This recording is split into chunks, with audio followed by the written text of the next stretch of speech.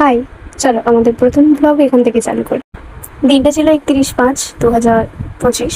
আমরা দুপুরবেলা খাওয়া দাওয়া সেরে তাড়াতাড়ি বেরিয়ে পড়েছিলাম হাওড়া যাওয়ার জন্য। তো দেখতে পাচ্ছ চলে এসেছি আমরা হাওড়া ফুল মার্কেটে, যেটা এশিয়ার সব থেকে বৃহত্তম ফুল মার্কেট।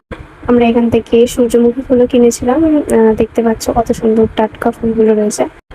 একটা বান্ডিল 30 টাকা বলছিল, তাই আমরা দুটো বান্ডিল নিয়ে নিয়েছি। নেওয়ার পরে আমরা মল্লিক ঘাটে যাবো বলে ফাইনাল করলাম। তো এখান থেকে আমরা মল্লিক ঘাট চলে গেলাম। এখানে আমরা আগেও এসেছি, কিন্তু বৃষ্টির কারণে আমাদের সেরকম ঘোরাটা হয়নি।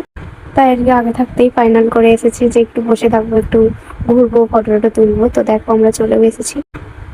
জায়গাটা কত অপূর্ব লাগছে। তো তোমরা আগে কে কে এখানে এসেছো সেটা কমেন্টে জানিও। সেদিন এখানে তেমন একটা ভিড় ছিল না। এখানে যেতে যেতে আমাদের অনেকটাই দেরি হয়ে গেছিলো, জানোই তো এখন ট্রেনের অবস্থা। বিকেলবেলা নদীর পাড়ে বসে থাকতে আমার ভীষণ ভালো লাগে। আমিও জানি যে তোমাদেরও অনেক ভালো লাগে। তারপর আমরা কিছুক্ষণ বসেছিলাম, বসে বসে একটু সৌন্দর্য উপভোগ করছিলাম। এখান থেকে এত সুন্দর লাগছিল, মনে হচ্ছিল যেন এখানেই বসে থাকি, কিন্তু কিছু করার নেই, বাড়িতে যেতে হবেই। তার সাথে আবার বিদ্যুৎ চমকাচ্ছিল। তো আমরা বেরিয়ে পড়েছি ওখান থেকে গিয়ে সোজা স্টেশনের দিকে যাব। তো আর ঘুরলে হবে না, রাত অনেক হয়ে গিয়েছিল তখন। প্রায় বাড়ি এলাম 10টার সময়।